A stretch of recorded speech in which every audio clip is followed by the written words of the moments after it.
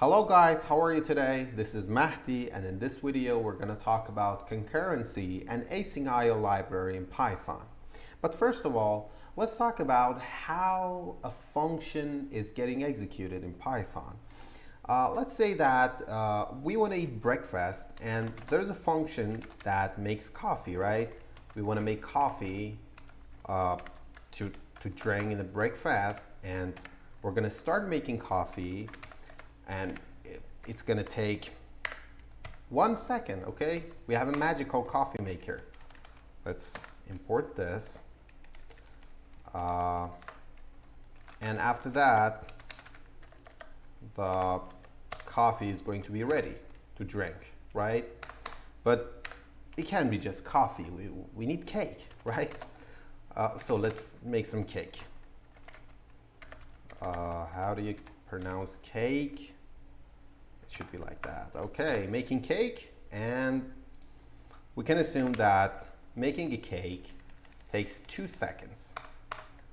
Then we have a main function, right? And we're going to execute both of these functions, and let's keep it clean and use it this way to execute main function.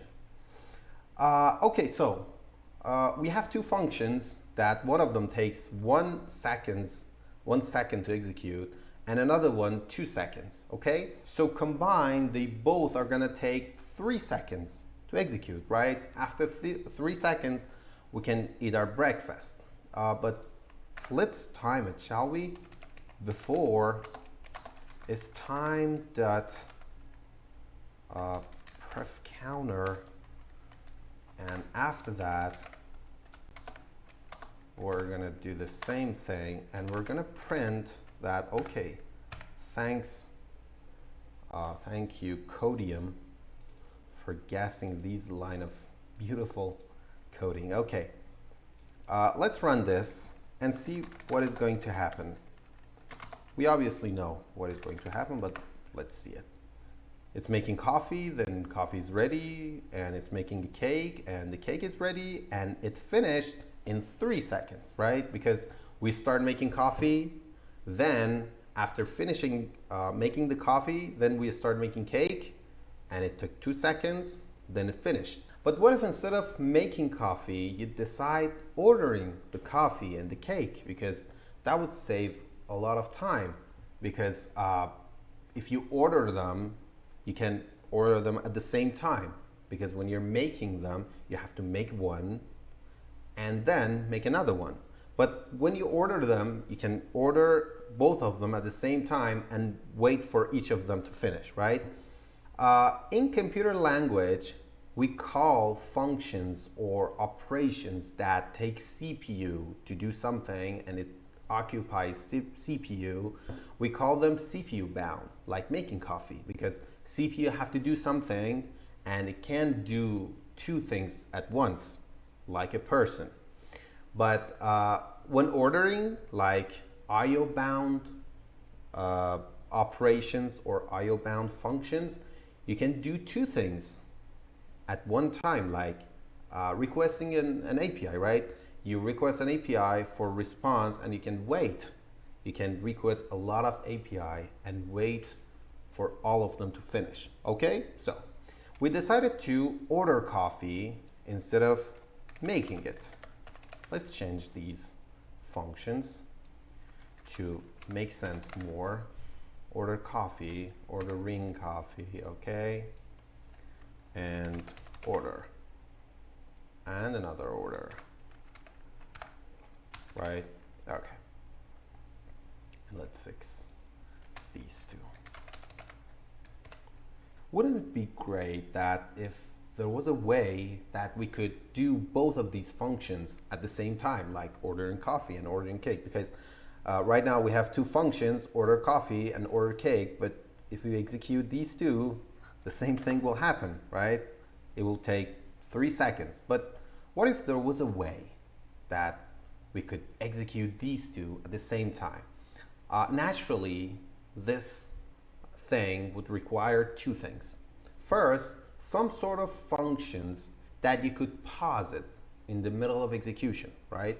You have to have some functions that you pause it and go to another function, and then you can come back, or you can unpause it, I don't know.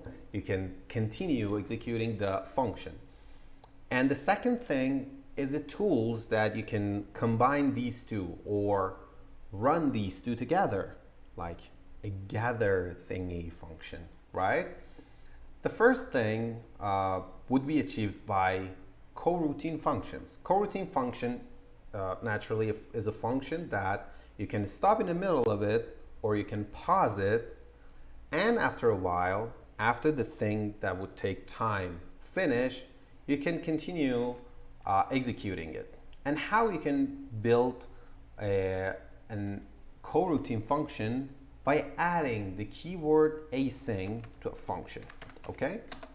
So if you add async to a function, this function now returns a coroutine.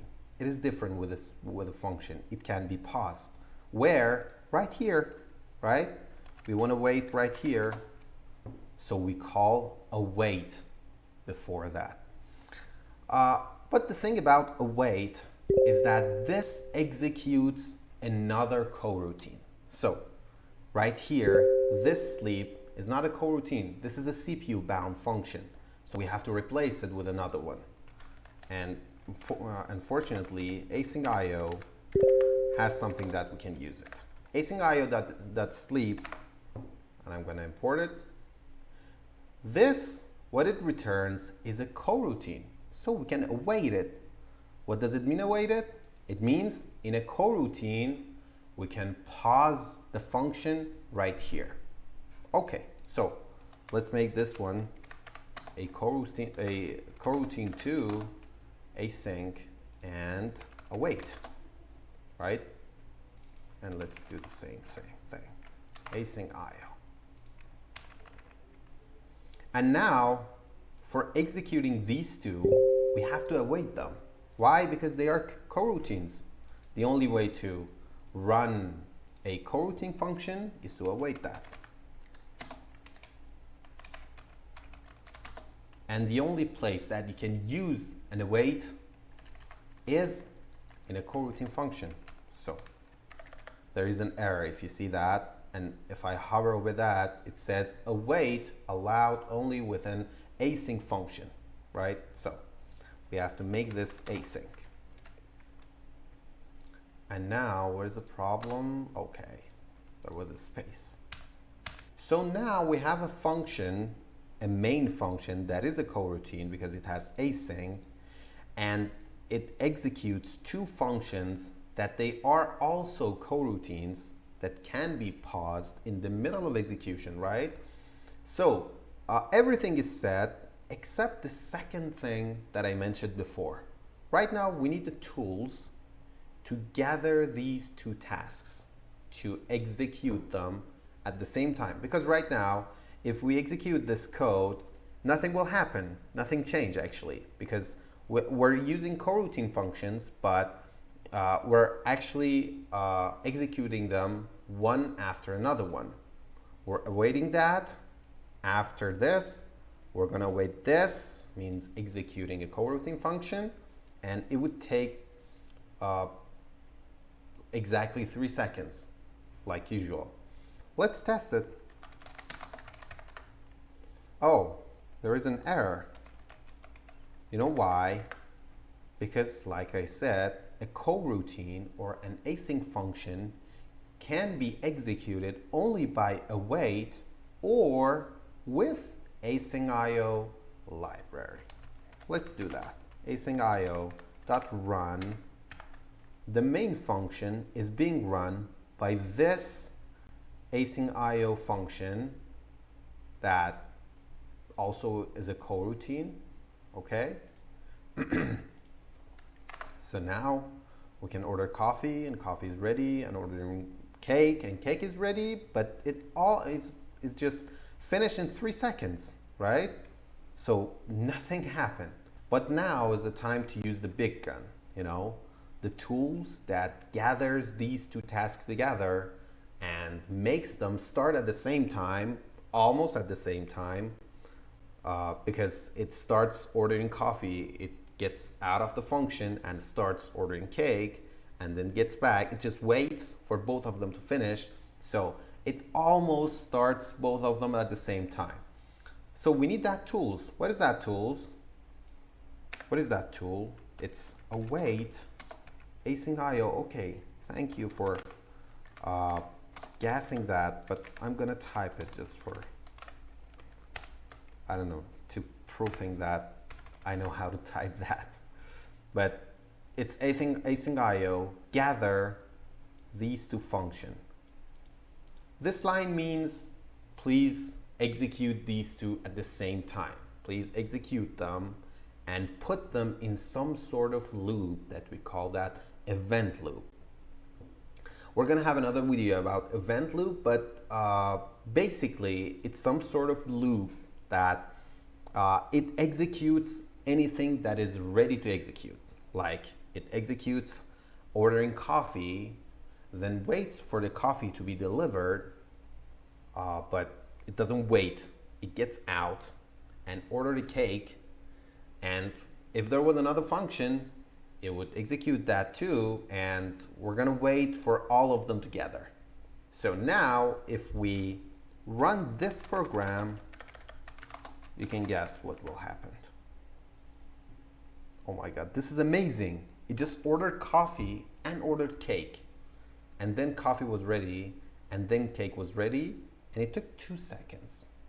Okay, in this video, I tried to explain the concept of async, await, asyncio, concurrency, and things like this in Python, which was so hard for myself to understand, and I tried to explain it in a way that people like me would understand it better. In the next video, I'm going to give you some real life examples that using asyncio in that situations would save you a lot of time. Thank you for watching and see you later.